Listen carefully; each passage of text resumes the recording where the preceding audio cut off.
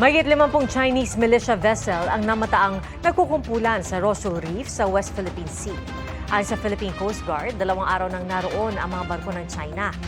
Nagpadala na raw ang PCG ng mga rubber boat para malapitan ang mga ito.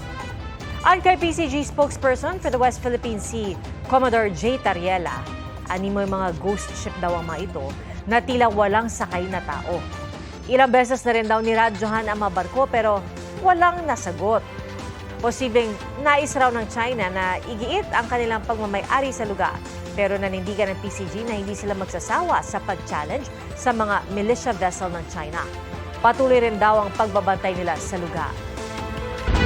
Binigyan ng Ombudsman ng 10 araw si Vice President Sara Duterte para sagutin ang reklamong isinampa ng Kamara. Kaugnay po ito sa paggamit ng mga confidential funds. Saksi, si Joseph Moro. Pinasasagot ng Ombudsman si Vice President Sara Duterte at ilan itong tauhan sa Department of Education at Office of the Vice President tungkol sa inihaing reklamo ng House of Representatives kaugnay ng umuni maanumalyang paggamit ng confidential funds. Sa order na inisyo ngayon at eksesibong ipinakita sa GMA Integrated News, inatasan ng Ombudsman si Duterte na magbigay ng kanyang kontrasalaysay sa loob ng 10 araw. Ito ay laban sa reklamong isinampa ng Kamara nitong Lunes para sa umano'y plunder, technical malversation, falsification, use of falsified documents, perjury, bribery, corruption of public officers, betrayal of public trust at culpable violation of the Constitution. June 10 nang irekomenda ng House Committee on Good Governance and Public Accountability na sampahan ng reklamo si Duterte at iba pa dahil sa umano'y maanumalyang paggamit ng 500 million pesos na confidential funds ng Office of the Vice President at 112.5 million pesos na confidential funds naman ng Department of Education. Kabilang sa iba pang sinampahan ng reklamo ang Chief of Staff ni Duterte na si Atty. Zuleika Lopez, mga disbursing officer niya sa DepEd na sina Edward Fajarda at Gina Acosta at Assistant Secretary niya na si Atty. Sunshine Fajarda. Sabit din sa reklamo sina Colonel Raymond Dan Chica, Commander ng Vice Presidential Security and Protection Group at Lieutenant Colonel Dennis Nolasco. Ayon sa Ombudsman, kung hindi makakapagsumite ng kanilang counter-affidavit ang mga respondent, ay itinuturing na itong waiver nila at itutuloy na ang preliminary investigation sa reklamo. Sinusubukan namin kunan ng pahayag ang kampo ni VP Sara at ng iba pang mga respondent. Para sa GMA Integrated News, Joseph Morong ang inyong saksi. Nauwi sa pisikala ng away kalsada ng 2 rider sa Lapu-Lapu City sa Cebu. Base sa post ng isa sa mga sangkot, ihatid daw sana niya sa trabaho ang kanyang asawa nang banggain daw sila sa likod ng motorsiklong minamaneho ng lalaking nakasuot ng uniforme ng City Hall. Hinabol daw niya ito pero nang di siya mapansin ay hinarangan niya ito. At doon na raw nagalit ang kawani ng City Hall hanggang sa magkapisikalan na sila. Nahinto lang ang away nang pumagitna ang kani-kanilang mga angkas. Kinumpirma naman ng administrator ng Lapu-Lapu City na kawaningan nila ang sangkot ng motorista at pinagsusumiti na nila ng written report. Lumapit na rin daw sa kanila ang nakaalitang rider at hinimok nila magsumiti ng formal na reklamo. Sinusubukan pa ng GMA Regional TV na makuna ng pahayag ang magkabilang panig. Isang social media personality ang tutulong sa PNP para maging fit ang mga tauhan nila. Ang payo niya sa mga pulis, magbawas ng kanin. Saksi, si June Veneracion.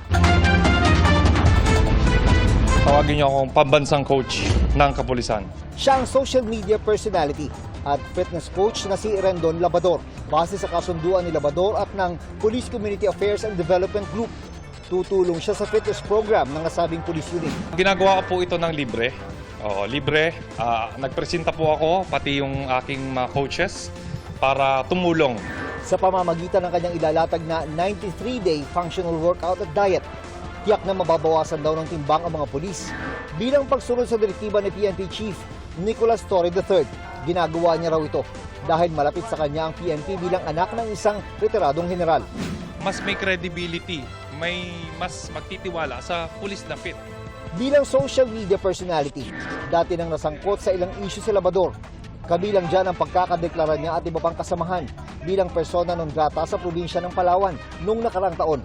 Matapos sa kanyang mga post laban sa mga taga-Coron, Palawan. Matapos silang makasagutan ng ilang tauhan ng munisipyo roon. Humingi sila ng paumanhin ukol dito kinalaunan. Noong 2023 naman, nabati ko si Labrador matapos i-livestream ang isang raid ng PNP Anti-Cybercrime Group sa Makati. Nauwi pa ito sa pagkakasibak noon sa pwesto ng tagapagsalita ng PNP ACG.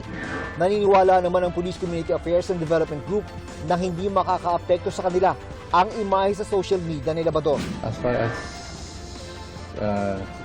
the PKG is concerned, focus lang kami doon sa fitness. Ang tanong ko sa lahat ng mga bashers natin at haters, handa na ba kayong makakita ng fit na pulis? Ngayon pa lang, may payo na si Labrador para sa mga pulis na gustong pumayat. Ang pinakamabilis na magpapalitan dyan ay unang-una sa lahat, dapat lahat ng pulis natin magbawas ng kanin.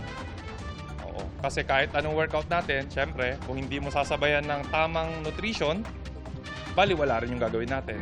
Para sa GMA Integrated News, June Veneracion ang inyong saksi. Pinakamalaking pwedeng sagutin ng PhilHealth sa mga magpapakidney transplant, itinaas sa 2 milyon pesos. Mula yan sa dating 600,000 pesos. Itinaas din ang sagot ng PhilHealth sa dialysis sessions at gastos pagkatapos ng transplant. Sa pagbisita ni Pangulong Bongbong Marcos sa National Kidney and Transplant Institute kanina, ikinaalarma niya ang dami ng mga Pilipino nagkakaroon ng sakit sa bato. Aabot yan sa isa sa bawat 3 Pilipino, batay sa datos ng PhilHealth. Malawakang balasahan ipinatupad sa PNP. Kasama riyan ang mahigit 20 senior police officer, kabilang si BARM Police Chief Brigadier General Romeo Macapas. Siya ang papalit kay PNP Chief Nicolas Torre III bilang hepe ng Criminal Investigation and Detection Group o CIDG. Mga hepe ng GSIS, National Irrigation Administration, PCSO at PhilHealth mananatili sa pwesto ayon sa Malacanang. Kasunod yan ang performance evaluation na iniutos ni Pangulong Marcos. Kabilang din sa mga mananatili sa pwesto ang presidente ng Land Bank at ng Development Bank of the Philippines. Tinanggap naman ang courtesy resignations ang hepe ng Presidential Legislative Liaison Office, Presidential Advisor on Military and Police Affairs, at PNOC Renewables Corporation President and CEO. Pagkatapos ng eleksyon, iniutos ang Pangulo ang pagsusubitin ng courtesy resignation ng kanyang gabinete at iba pang head ng mga ahensya para sa evaluation. Para sa GMA Integrated News, ako si Ivan Mayrina, ang inyong saksi. Mga kapuso, nakakatanggap po ba kayo ng mga mensahe sa messaging app na nag-aalok ng trabaho at nangangako pang patutubuin ang pera nyo sa mga umano'y investment? Naku, wag basta-basta magpapadala dahil posibleng scam na po yan. Saksi, si Darlene Kai. Work from anywhere ang alok ng nagpakilalang staff ng isang digital marketing agency na minsang nag-message kay Bea. Ang kikitain sa simpleng pag-like lang ng mga produkto sa shopping apps, abot hanggang halos 9,000 piso kada araw. May pinagawa siya sa isang shop na i-heart po. I-heart po yung parang product. Kada po may pinapagawa silang gano'n na i-heart, nagbibigay naman po sila ng 160 hanggang 3 beses po. Pero kasunod nito, inalok siyang patubuin ang kanyang pera sa isaan niyang investment. Yung 1 to ko naging 1,560. Tapos nakalagay naman po doon yung sumunod is 3,500 na po. May binigay po na link na sa parang Bitcoin, ganun. Doon po yung para mag-i-invest, lalaki daw po yung pera doon. Dahil malaking tumubo, nangutang na siya para makapaglaan ng mas malaking pera. Pero di na ito ibinalik at blinak na siya ng kausap. Natulala po ako nun eh. Natulala po ako kasi yung 6K dun sa 9,800, inutang ko lang din po yun. Kala ko kikita ako, mas nalugi pa pala. Mahigit 38,000 pesos naman ang nascam mula kay Pearl sa pareho ring modus. Mas professional sila, Ma'am Darlene, ang galing nila magsalita.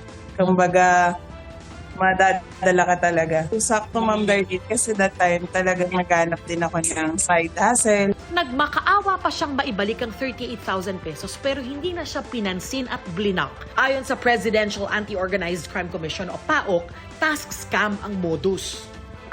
Pasasakayin ka eh. Kunyari, mga gagawin mo para kumita ka, di ba? Tapos, ang mabigat kasi dito, grupo-grupo din yan. Posibleng nakukuha ang cellphone number ng mga biktima sa pamamagitan ng MC catchers o mga device na may kakayahang humigop ng numero, mensahe at iba't ibang data sa mga smartphone sa paligid. Kukunin nila yung mga cellphone numbers, tapos ite-text blast nila ngayon. Pag nahagip yung phone mo ng mga ads nila na yon at ikaw ay nainganyo, doon mapapasakay ka na at sigurado madadali ka nila kung tutuloy-tuloy mo yung Tascam na ibibigay sa iyo. Maaari ring nakuha ang mga number mula sa mga dating na-click na phishing websites ayon sa CICC o Cybercrime Investigation Coordinating Center. Magbibigay ka ng number mo, pangalan mo, tsaka yung email address mo. Akala mo kumukuha ka lang ng promo or ng discount.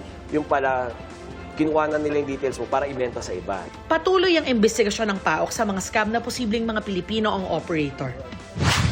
Para raw sa mga naghahanap o maghahanap ng trabaho, wala raw sino mang lehitimong employer ang manghihingi ng pera mula sa inyo kapalit ng trabaho. Hindi raw nila kayo basta-basta i-contact sa messaging apps kung hindi ka naman nag-apply. Employers do not get in touch with individuals. They pass through channels or platform. Nobody calls to the company to offer a job to somebody. So that's not done. So people should be suspicious by this system alone. Para sa GMA Integrated News, ako si Darlene Kai, ang inyong saksi. Mga kapuso, maging una sa saksi. Mag-subscribe sa GMA Integrated News sa YouTube para sa iba't ibang balita.